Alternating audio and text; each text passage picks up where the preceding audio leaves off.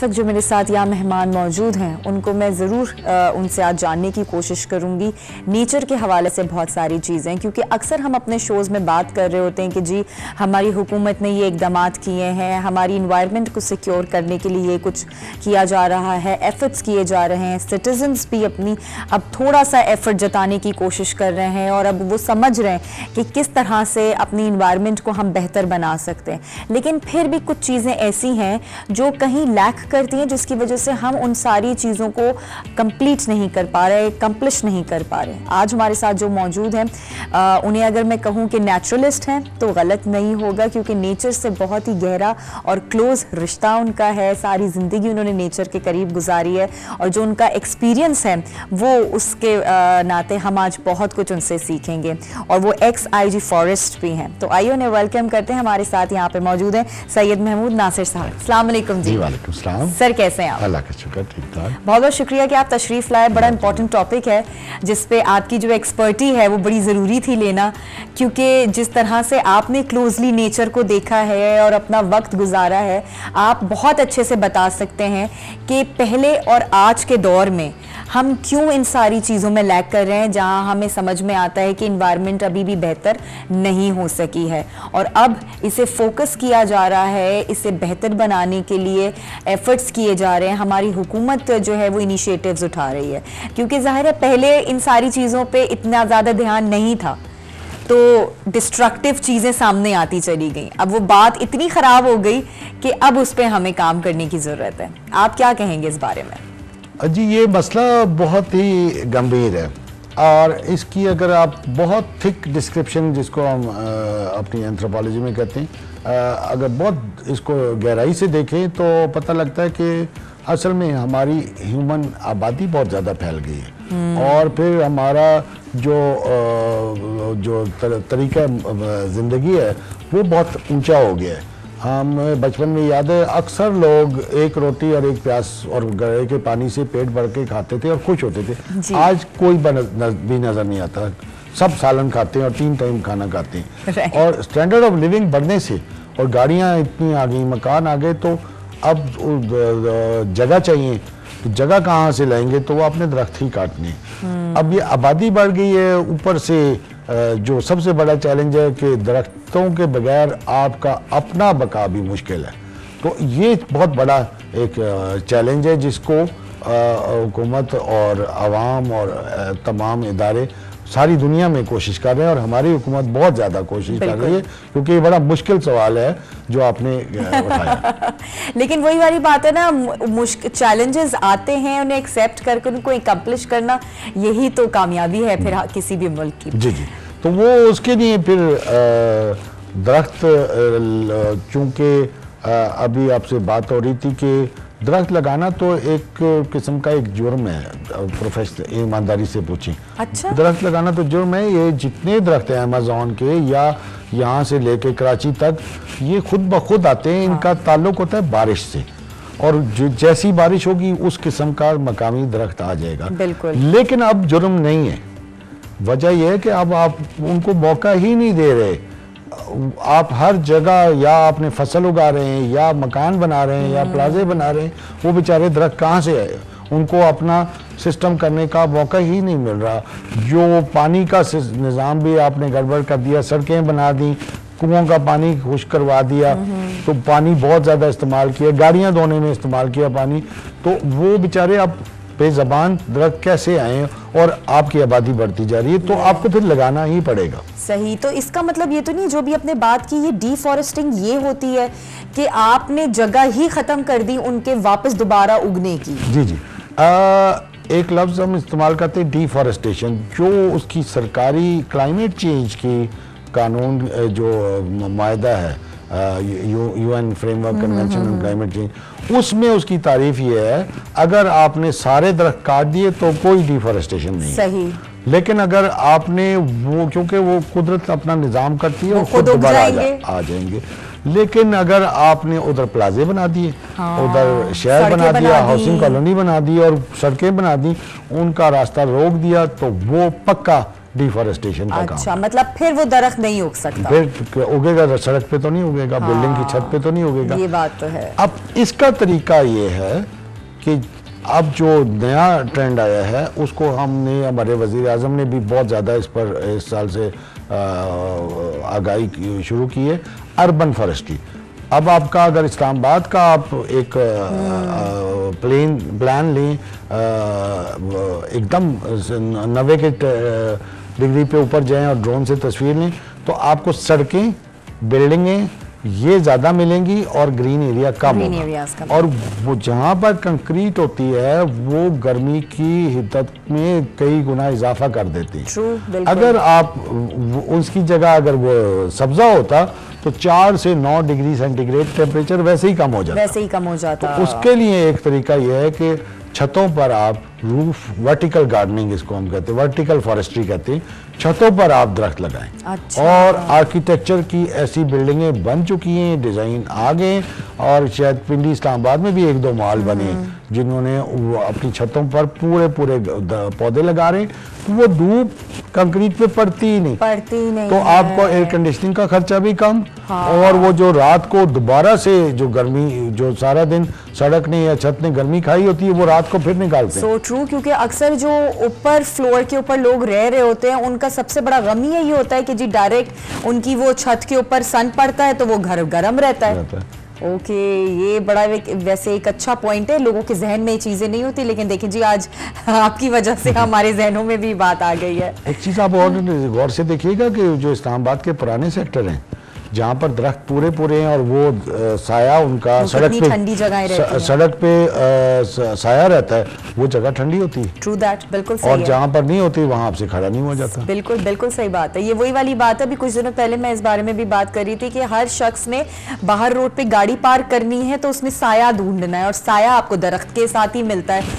तो आप हर जगह दरख्त ढूंढ रहे होते हैं, और अगर आप अपने जहन में लेकर आए तो आप ये नहीं कर सकते कि जी आप दरख्त उगाने की कोशिश करें, लेकिन आप ये होता है कि हाय जी दरख्त का मैं गाड़ी नहीं खड़ी कर सकते।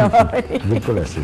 अच्छा, एक चीज और जानना चाहूंगी कि किसी भी शहर में अगर हम देखें तो किसी जो जंगलों की जो परसेंटेज होती है वो कितनी होनी चाहिए कि आपके इतने जंगल हों लाज़िम? हाँ, ये एक बहुत पुरानी डिबेट चल रही है कि जी पाकिस्तान किसी ने एक बयानिया दे दिया था कि किसी मुल्क की बका के लिए 25% जंगल होना चाहिए वरना वो मुल्क खत्म हो जाएगा, जबकि ये मफरूज़ा मुकम्मल गलत है। अच्छा। ये किसी ने वैसे ही जंगलों को ना अपने प्रमोट करने के लिए किया था।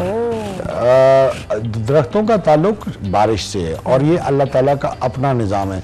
जितनी बारिश होती है वैसे ही दरख्त होंगे। जिस इलाके में 200 इंच बारिश होती है वहाँ 3 स्टोरी का जंगल उगता है, कुदरती तौर पर आता है, जहाँ पर सदियों उधर साया, सड़क जमीन में साया, धूप नहीं देखी होती, अंधेरा होता है, ठीक है। और जहाँ कम बारिश होती है वहाँ जैसे पोठवार में दरमियानी बारिश है तो छोटे दरख्त होते हैं, जहाँ सहरा होता है वहाँ पर होते नहीं है और खाल होते हैं।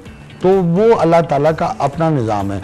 तो दुनिया के कोई 55 ममालिक हैं जहाँ पर बारिश कम होती है। हम उनमें से एक है और जिनका रकबा जंगलात 10% से कम है और इसमें किसी का कोई जुर्म नहीं है। अच्छा सर, एक और चीज़ जानना चाहूँगी। मैंने सुना है रेड प्लस कोई एक टर्म है, वो मेरी समझ में नहीं है कि वो उससे क्या मुराद है, तो ज़रा हमें बताएंगे, समझाएंगे कि ये रेड प्लस है क्या? रेड ये REDD, reducing emissions from deforestation and degradation. असल में ये जो सारी दुनिया में क्लाइमेट चेंज का जब इशू हुआ 1992 की रियो समिट के बाद एक बैनुल अक़वामी माहदा हुआ, उसमें पता लगा कि जनाब हाँ जी ये तो मसला सारा पेट्रोल का है, कोयले को जला के और पेट्रोल को जला के। तो कोयला और पेट्रोल कहाँ से बनता है? कोई करोड़ों साल पहले जो दरख्त ज़मीन में दब गए थे वो पेट्रोल में कन्वर्ट हो जाते हैं या कोयला बन जाते हैं। अब जब वो कार्बन जो है वो उधर फंसी होती है उसमें, वो और दरख्त ये करता है, ये जो सब्जा है ये हवा से कार्बन लेता है, ज़मीन से पानी लेता है, सूरज उस पर पड़ता है, तो वो दरख्त की लकड़ी बड़ी होती है और हवा से कार्बन वो कम करता है।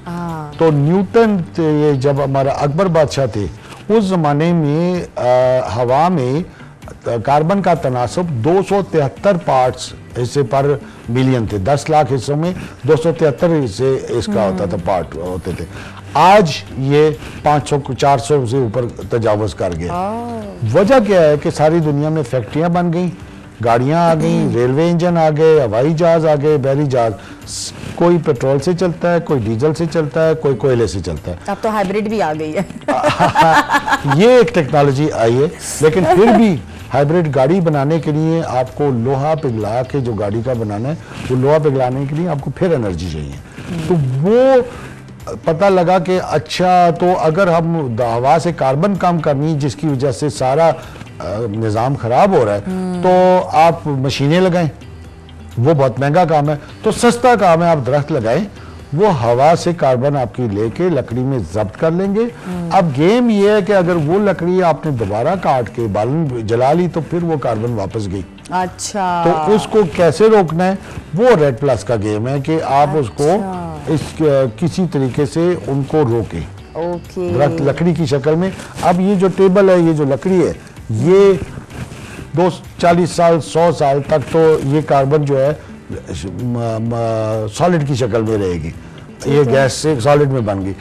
लेकिन अगर इसको आपने जला दिया तो फिर वापस गई। तो इसको आपने किसी तरीके से रोकना है। तो रेड प्लस बेहतरीन तरीका है इसको रोकने का, फिलहाल, और इससे बेहतर तरीका नहीं है। अच्छा, अभी हमने डिफॉरेस्टेशन पे बात करी थी, डिग्रेडेशन भी कोई चीज होती है, वो बताइएगा कि उसका क्या प्रोसेस होता है? अच्छा, रेड प्लस में ये होता है कि आपने से एक रकबा है ऐसे मरी का, वहाँ पर आपने सारे दरख्त काट दिए और शहर बना दिया, सड़क बना दी, तो वो डिफॉरेस्टेशन होगी। कभी बेचारे को बेज़बान को मौका ही नहीं मिलेगा आने का दोबारा। लेकिन ये है कि आम जो पोटेंशियल है उस जगह का, वो है 5000 दरख्त अगर पर हेक्टेयर उसने कुदरती तौर पर होने का। आपने क्या किया, सारे तो नहीं काटे, बीच बीच में से 2-4 इधर काटे, 2-4 उधर काटे, और वो गैप कर दिया। तो अगर वो 5000 दरख्त का उसमें पोटेंशियल था, अब 3000 है, लेकिन क्राउन से तो आपको लग रहा है कि पूरे ऊपर से देखो, लेकिन अंदर से काटे हुए। तो उसके पोटेंशियल का जो गैप है, तो इसका पोटेंशियल था 5000 दरख्त, आप अब मौजूदा हैं 3000 या 2000, तो वो जो गैप है वो डिग्रेडेशन होगी, वो तनज़ुली होगी। अच्छा, मतलब जो जगह हमने तयन की थी कि इस पे 5000 दरख्त आएंगे और किसी वजह से हमने उस पे कोई बिल्डिंग बना दी या कोई रोड बना दी और कुछ हिस्सा छोड़ दिया, वो जो बिल्डिंग बना दी वो तो डिफॉरेस्टेशन पक्का हो गया। लेकिन जो जगह छूट गई हमसे, हमने वहां कुछ नहीं बनाया, तो वो फिर उसमें ऑब्वियसली दरख्त उगेंगे, लेकिन वो क्वांटिटी वाइज कम होंगे जो हमने, तो वो डिग्रेडेशन अपने पोटेंशियल से कम है जो जगह कार्बन के हिसाब से। ये सिर्फ क्लाइमेट चेंज के टोपी पहन के मैं आपसे बात कर रहा हूँ। अच्छा। क्योंकि ये अगर मैं दूसरे एंगल से बात करूँ बायोडाइवर्सिटी के, वो कुछ और बनेगा। तो फिलहाल आज के मौजू में यही बात करते हैं। अच्छा, एक तो रेड प्लस आपने बताया, एक रेडा कोई टर्म है डबल डी के साथ, वो क्या है? वो यही रेड है, reducing emissions from deforestation and degradation. अच्छा, और ये इल्म जो है ये कोई साइंसी तहकीकी इदारों में पैदा नहीं हुआ। आम तौर पर कोई भी डिसिप्लिन जो है वो यूनिवर्सिटीज़ में, असातिज़ा कराम में, आज बड़े पढ़े लिखे लोग आपने बुलाए हुए हैं, डॉक्टर जुल्फ़कार साहब भी ऐसे मुलाकात हुई है। तो ये इल्मी अदबी दरसगाहों में जो पैदा होता है कोई सब्जेक्ट या कोई डिसिप्लिन, ये डिप्लोमेट्स ने जो क्लाइमेट चेंज की जो नेगोशिएशंस हैं वहाँ पर पैदा हुआ है ये इल्म। और सारी दुनिया के इन्होंने बैठ के ये सोचा है कि अब किस तरीके से हवा से कार्बन कम करें। तो इन्होंने ये रेड प्लस का एक 2010 में जाके फाइनल हुआ था कैनकून में, मैक्सिको में। अच्छा। तो उसको कैनकून एग्रीमेंट ऑन रेड प्लस कहते हैं। ओके, सही, उसके लिए शराइत रखी थी उन्होंने 4-5, उनमें से ये था कि जो कंट्री ये शराइत पूरी करेगा तो अगले मरहले में मोस्ट लाइकली उसको, अगर बाकी चीज़ें ठीक होती हैं तो जो लोग दरख्त नहीं काटेंगे उनको डॉलर मिलेंगे। मैं इसी पे आने वाली थी कि ये क्या मुद्दा है, इसका के पीछे क्या गेम है कि बगैर दरख्त काटे हुए आप डॉलर कमा रहे हैं? जी, आज से कोई 40 साल पहले जब मैं नया सर्विस में आया था, तो हम तो लोगों को कहते थे ये दरख्त लगाओ, 5 साल 10 साल 20 साल बाद आपको ये गंदम से ज़्यादा पैसे देगा और इसको काट के बेच देना। सही। हम देख रहे होते थे मुल्क की लकड़ी की ज़रूरियात, ईंधन की ज़रूरियात, बालन की ज़रूरियात, और हमारा थीसिस भी यही था कि वुड लकड़ी जो है पेट्रोल की जगह सस्ती एक और काबिल तजदीद है, लगाते जाओ, काटते जाओ और बेचते जाओ, ज़मींदारों को इनकम होती थी। लेकिन अब पता लगा कि वो जलाने से तो वो दोबारा कार्बन चली जाती है, तो दरख्त को खड़ा कैसे रखें। अच्छा। तो वो ये है कि थियोरेटिकली ये है कि फिर जो ममालिक जिनके फैक्ट्रियां ज़्यादा कार्बन की धुआं खारिज करती हैं, उनकी फैक्ट्रियां, वो पैसे देंगे। शुरू में कुछ क्योटो प्रोटोकॉल के तहत दिए थे, अभी ये फिर से नेगोशिएशंस चल रही है। अमेरिका बीच में से हट गया था पिछले सदर ट्रंप के ज़माने में। बाइडेन साहब जो नए सदर आए, इन्होंने पहला काम ये किया कि दोबारा उस एग्रीमेंट में आ गए, पेरिस एग्रीमेंट में। तो उम्मीद पे चलता है, लेकिन हालात बेहतरी की तरफ हैं, क्योंकि हुकूमतों का, हम खासतौर से हमारी हुकूमत का भी इस तरफ बहुत ज़्यादा रुझान इन्होंने बढ़ा दिया। बिल्कुल जी, बहुत बहुत शुक्रिया सर आपका कि आप तशरीफ़ लेकर आए और इतना हमें सारी चीज़ों के बारे में आगाही दी आपने। और बड़ी एक अच्छी और खुशाइन बात है कि चीज़ें बड़ी बेहतर होती चली जा रही हैं, और इंशाल्लाह इसी तरीके से आप रिसर्च करते रहें ताकि जो आने वाली जनरेशन है उसे भी इन सारी चीज़ों की इम्पोर्टेंस का पता चले कि ये दरख्त हमारे लिए क्यों इम्पोर्टेंट है, ये फॉरेस्ट हमारे लिए क्यों इम्पोर्टेंट है। बेहद शुक्रिया sir, thank you so much.